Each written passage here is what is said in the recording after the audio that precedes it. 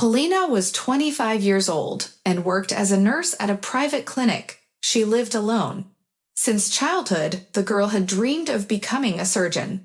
Her delicate appearance amazed her classmates, and they found it strange that such a gentle girl could enjoy delving into other people's bodies, elbow-deep in blood.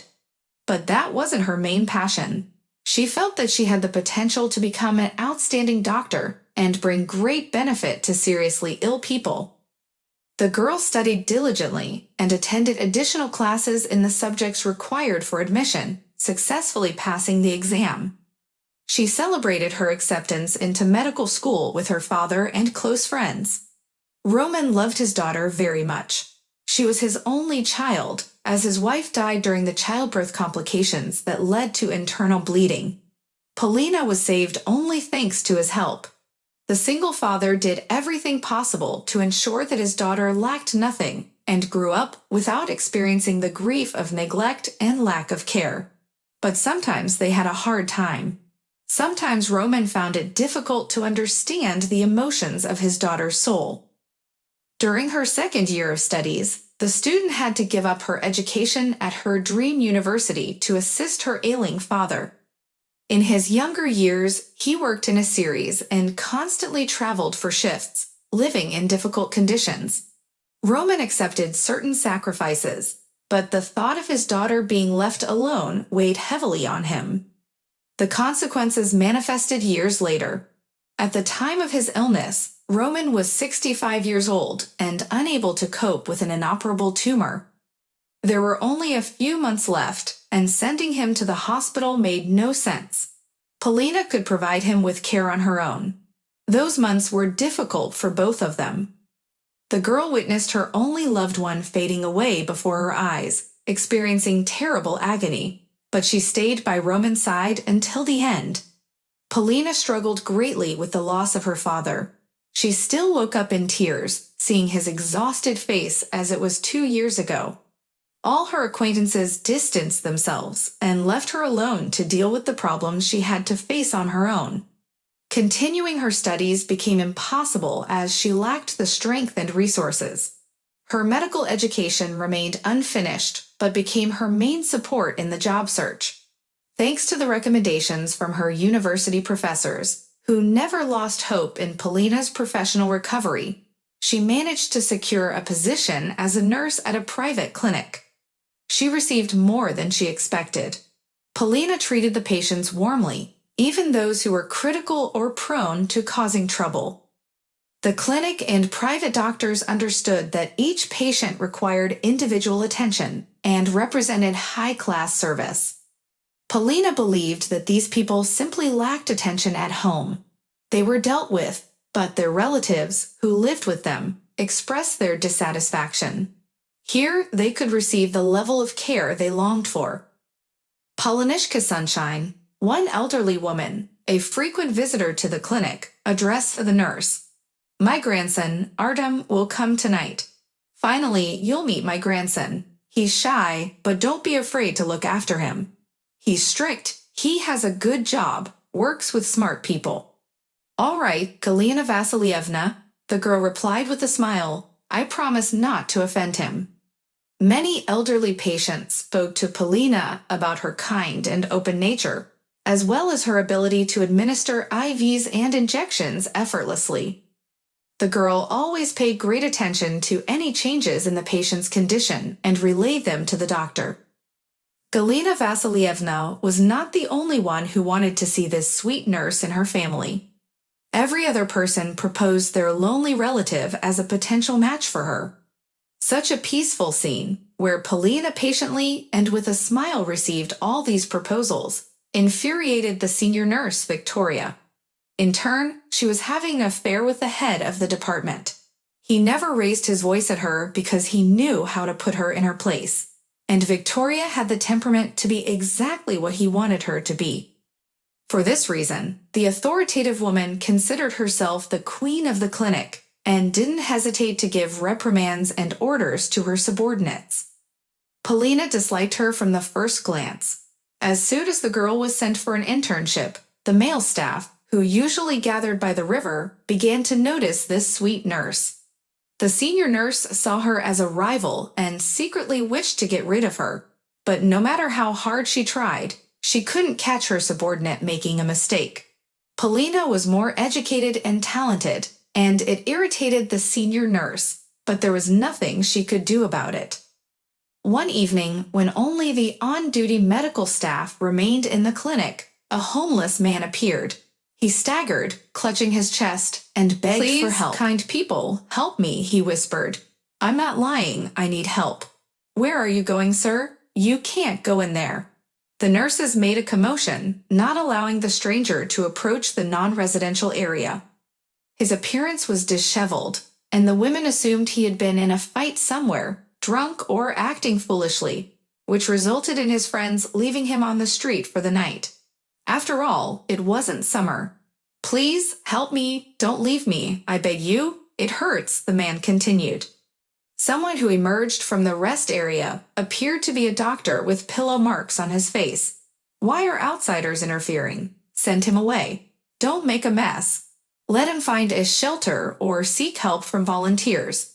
They specialize in that during their vacation." No one approached the struggling man until Polina turned the corner, deciding to find out what had happened. She saw that the others were keeping their distance from the homeless man, treating him as if he were a leper, and she rushed to him. The girl managed to support the sick man and hold him up.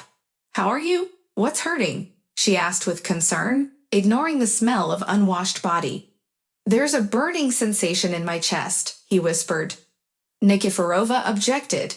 "You advised her to do it." The nurses grimaced and scattered. Polina slowly led the sick man into an empty ward, hoping that no one would notice their presence. She didn't care about the rules or paid treatment. She was willing to pay from her own pocket just to help someone in need. Could doctors really turn away a suffering person just because they considered him second class? It was so foolish and cruel. The man continued murmuring words of gratitude. The compassionate nurse lamented that she could get in trouble with her superiors because of him. But the girl didn't hear him. Inside, she burned with a sense of injustice. Where was their medical ethics? Why did everyone scatter like cowards, afraid of a troublesome patient? "Don't worry about me." The nurse carefully helped the homeless man onto the bed. "I'll listen to you now." The girl put on a stethoscope. "Your heartbeat is normal, no wheezing. You have enviable health, like that of an athlete. Let's measure your blood pressure." The examination revealed no abnormalities in the man. He was about to leave, fearing that the girl might mistake him for an imposter and angrily send him back onto the street. But Polina didn't stop caring for him. "Lie down, I'll set up an IV just in case. It won't harm you. Rest for a bit, and then we'll decide what to do." "Thank you, doctor." The homeless man sincerely thanked her.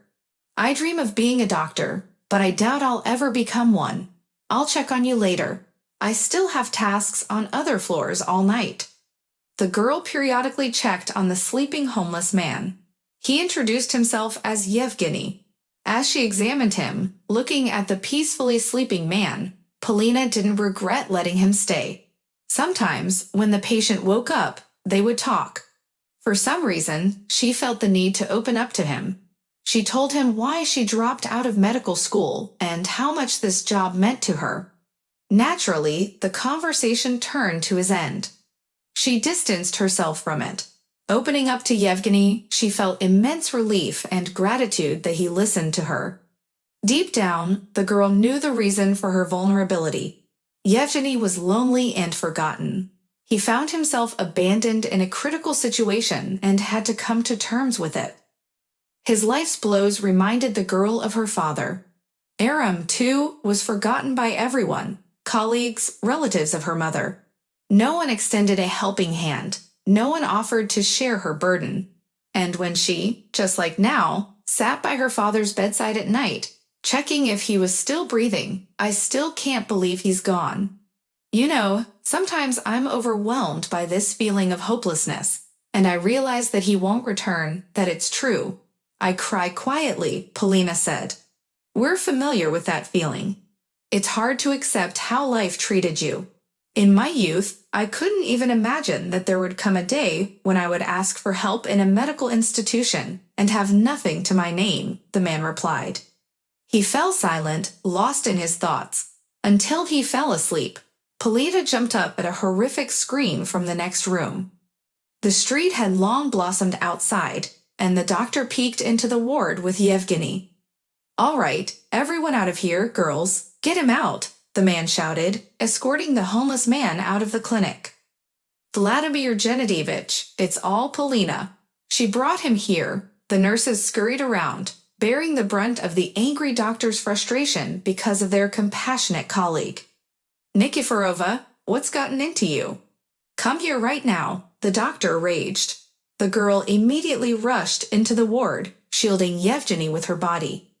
"I'll take full responsibility. Just check his condition. Vladimir Genadevich, you can't just send him out onto the street like that. You're a human after all." "Well, you've been caught, our holy one," Victoria interjected, joining the conversation as she arrived for work and saw her rival in the thick of things. She had a chance to put an end to this upstart. Finally, a good start to the day. "Of course, you'll take responsibility. How could you betray me, Gudin? Don't hesitate with her. Get out, Nikiforova, and I'll report you," the doctor snarled. The situation reached its boiling point as everyone was on edge, but Polina stood her ground, refusing to let the homeless man be thrown out onto the street. Just then, the chief doctor entered the room. Everyone froze in place, wide-eyed with fear. "Here it comes," Polina thought. The man approached Yevgeny and respectfully shook his hand. "Good morning, colleague. Are you already conducting reconnaissance? And how do you find the team?"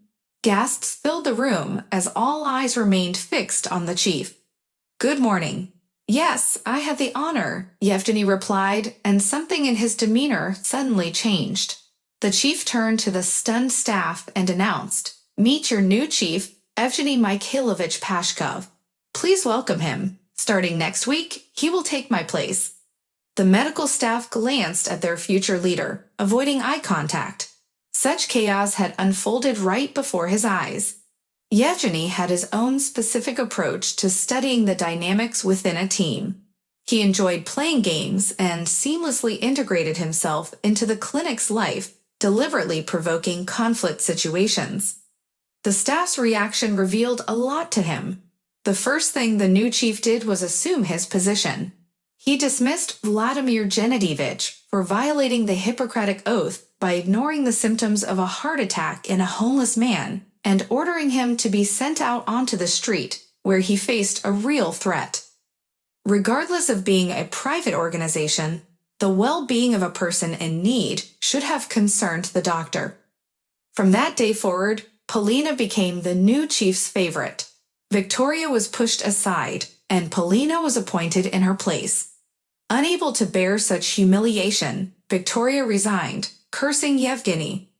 The patients were delighted by Polina's promotion. The compassionate young nurses also received support from the chief in their recovery. Keep an eye on the university, Nikiforova. I expect you to join my clinic as a specialist once you complete your studies. Not as a rival, of course, Evgeny Mikhailovich. I haven't lost sight of you, the happy girl said. From the new year onwards, she recovered, and the student who replaced her changed, but Polina's passion for science remained the same. The professors congratulated her on her return and expressed hopes for her future professional success. The act of Yevgeny remained etched in her memory for a lifetime, and as a successful surgeon, she shared his story with students when giving lectures. If you enjoyed the story, please support me with a thumbs up button. To stay updated on the release of new interesting stories, subscribe and hit the bell icon. Wishing you all the best.